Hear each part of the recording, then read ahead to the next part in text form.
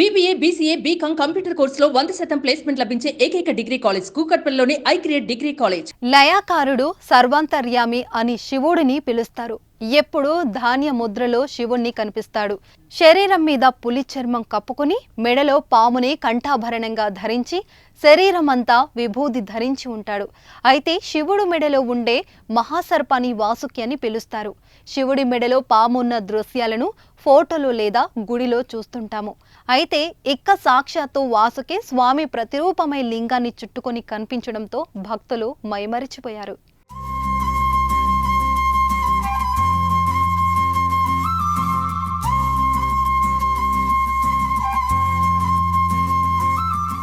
ఆంధ్రప్రదేశ్లోని శ్రీశైలం మల్లికార్జున స్వామి ఆలయంలో ఈ అద్భుతమైన ఘటన చోటు చేసుకుంది. మల్లికార్జున స్వామి చెంతకు వాసుకి చేరుకుని స్వామి ప్రతిరూపమైన లింగాన్ని చుట్టుకొని దర్శనమిచ్చింది.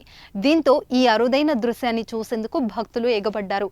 స్వయాన ఆ వాసుకే శివుడి వద్దకు వచ్చిందంటూ ప్రత్యేక పూజలు చేసిన భక్తులు పునీతులయ్యారు.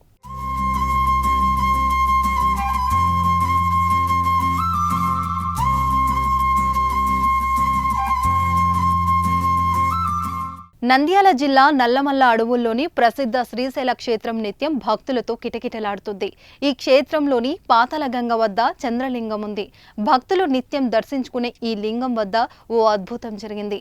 చంద్రలింగాన్ని దర్శించుకోవడానికి వెళ్లిన భక్తులకు లింగాన్ని చుట్టుకున్న నాగపాము కనిపించింది. ఇది చూసి మల్లికార్జున స్వామి వద్దకు వాసుకి వచ్చి చేరిందని విశ్వసిస్తూ భక్తులు తన్మనయం చెందారు. ఈ విషయం తెలిసి భక్తులు ఆలయానికి పోటెత్తారు. కాగా అటవీ ప్రాంతం కావడంతో ఆలయం చుట్టుపక్కల పాములు తిరుగాటం సాధారణమే, కానీ ఇలా లింగాన్ని ఓ పాము చుట్టుకొని కనిపించడం అసాధారణమని ఆలయ సిబ్బంది తెలిపారు. గతంలో ఇలాంటి సంఘటన జరిగినట్లు వినలేదని పేర్కొన్నారు. ఈ అసాధారణ దృశ్యాన్ని కొంతమంది భక్తులు వీడియో తీసి సోషల్ మీడియాలో షేర్ చేశారు. ప్రస్తుతం ఈ వీడియో నెట్టింట వైరల్ గా మారింది.